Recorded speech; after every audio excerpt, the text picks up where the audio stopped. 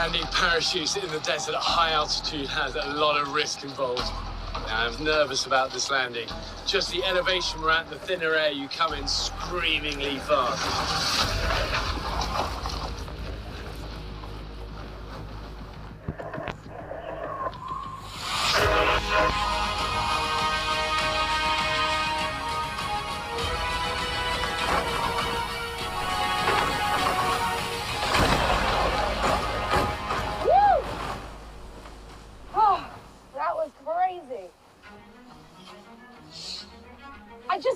Straight out.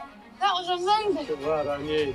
That was unbelievable. I mean, what a ride. Wow.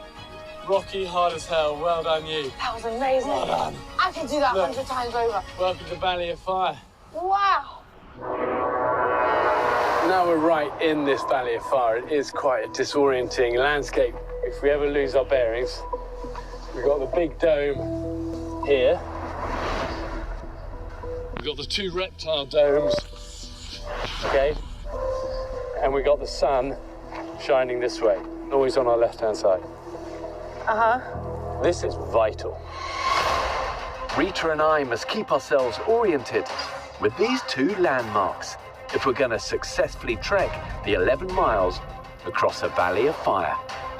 As we climb over imposing sandstone ridges and through desert valleys, I'll teach her how to navigate using the sun, find water in this arid landscape, and show her how to climb some lethal rock formations, all whilst we search for a place to make camp. On day 2, she'll be on her own, having to use these skills to navigate her way through the desolate wilderness and eventually to earn her extraction. What could possibly go wrong? And I got you, so yeah. Yeah, we'll never get lost. Famous last words. Yeah. I've never done anything like this before. I'm very, very nervous, I have to say. Everything looks the same. All these mountains look the same. Where am I going from here? I have no idea. I think also, it's just important to say that a little bit of a thing, if you're ever going to do this, don't get a manicure. Doesn't help. So were your family originally from England, though? No, I'm originally from Kosovo, which is right next to Albania. Yeah. And I moved to London when I was 1. When you were 1? Yeah, so, yeah, my What a family's journey. Eastern European, yeah. And why did they come to the UK? Just to flee the war, like a lot of war-torn countries. Yeah. And I'm so happy they did, because now I'm able to pursue my dream and work the dream job I love to do. I don't know if I would have had those opportunities if I was to stay Yeah, that's interesting. in Kosovo, but it was amazing. Do they ever tell you about that time? Yeah, all the time, actually. It was really hard. My parents were very scared. They always remind us about how lucky we are. I mean, there's still moments where I'm like, wow, I am so lucky to be able to do this. So good you keep those links. Oh. Rare sign of water, which in these canyons, we're not going to see a lot of this. Right. This is because, look, we're shaded on basically all 4 sides from the sun. The first skill I'm teaching Rita is how to find water in the desert. There are 2 key things to search for. The first is greenery. Vegetation often is a sign that there's a water source. The other is areas that spend greater parts of their day in shadow. Shaded areas means less time for the sun to evaporate the moisture. So this will be the last part to see the sun. All of down there, that's just going to get dried out. A little depression of lower ground, and I'm always thinking that's a perfect place to look for water. And the good thing about sand is that it's like nature's filter, cleans a lot of the bacteria away. If we just get a sock, leave those to soak, let them fill up with water. You grab the mug, and then... Oh, wow. I mean, it doesn't look great, but it's going to be clean, and then we'll boil that up later. Never did I think it would be socks. To just find some water in the middle of nowhere. And I've got to say, that is a first. I want to keep this, though, for memory, I guess.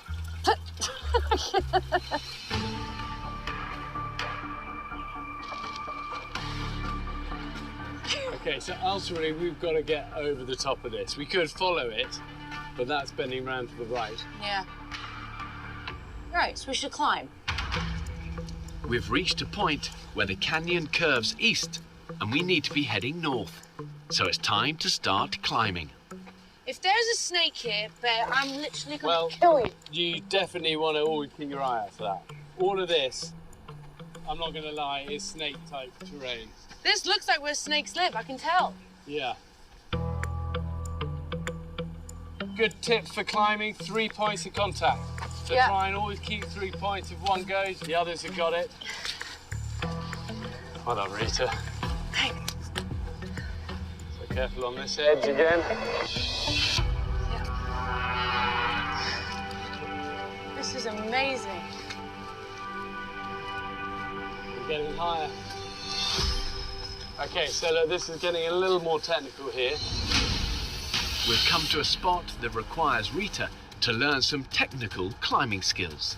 While it's only 20 vertical feet between us and the top of the ridge, it's an 80-foot drop below the climb. So Rita's gonna need to pick up these skills fast. So have a look at that figure of 8. That's a key knot. You're going to need this later on, so have a look at it. Stick to the plan. Plan, plan, plan. The plan is to teach Rita 2 more essential skills that she'll need on day 2. The first is to tie a figure of 8 knot to secure herself to a rope system. Then she'll need to learn how to chimney climb. So you take this end first. Yeah, and then you go... Round the back, then round and then it, over, and then back down and then there. in. Yeah, and pull that. This is then pull, pull, pull. Oh, yes. There you go, figure of 8. And what's this for? You're going to tie into the end of that. Oh, So you take that, thank you. secure yourself. I'll go up, I'll secure the rope, and if you fall, I've got you. Amazing. So then you've got a classic chimney type climb. You've got a gap here, Yeah. but you can use that where you do opposing forces. So you're pushing against that, then pushing it back Yeah. against this wall. We'll edge our way up. The key technique to a chimney climb is learning how to use opposing forces. In a tight space like this, pushing your body against both sides simultaneously creates enough friction so that you can climb up.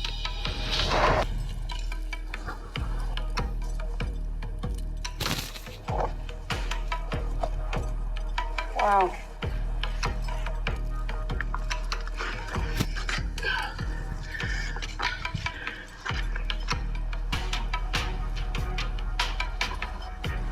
Definitely doesn't seem that hard. Kidding, kidding. Completely being sarcastic. I guess I'm about to really climb, because when this comes out and this comes out, then it's getting real. I can't lie and say I'm not scared. Woo!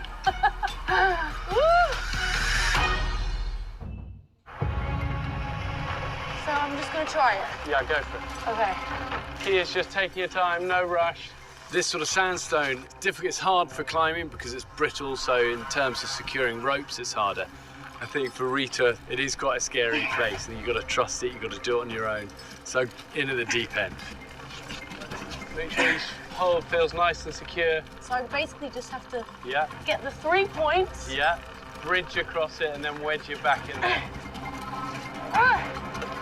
I got this. There you go. Yes. That's it, Rita. You got this. Great, great. That's it. Now you're in. And then you can get your right foot up high. I'm stuck. Hold on. Let me get that. Now how do I get up here? Get your right foot up high, and then just swing yourself across. Okay. You got it. You got it. There you go. Yes! Get up there. There you go. There you go. Beautiful. Okay. Great, great. Woo! And then again up this bit. Oh, Beautiful. good job. Well done. Thanks. Yeah, smashed it. It was a bit awkward finding your grip and learning the 3-point trick for climbing, but I'm so happy I did it. I'm so proud of myself. It's amazing. Look at that view. I mean, it's unbelievable. Can you see that? If you screenshotted this shot, it'll look like a postcard. 3, 2, 1.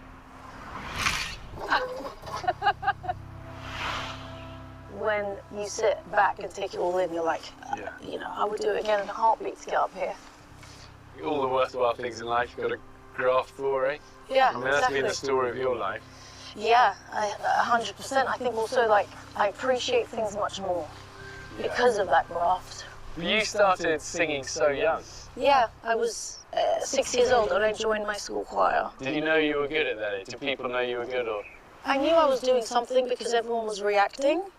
Yeah. I just didn't know how good I was. I just thought I could hold the tune. Yeah. And it was such a faraway, distant dream because of my background and my family. It was always about education and degrees and going down that route, so I didn't know how realistic this dream was. Yeah. So I suppose for your family, they wanted you to get well educated and. Yeah, they just wanted something that was set in stone. Yeah. Funny enough. Something a bit more secure. Yes. Yeah. The risks I've taken to get to this point, you know, I would never take them back for the world.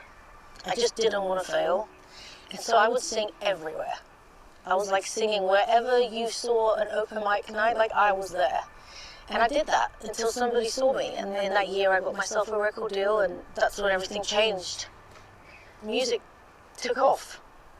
And I'm really very grateful for that. Yeah. Yeah. Yeah. Well, we've got a bit more wilderness to do. Let's get packed up and we'll figure out a way. Okay.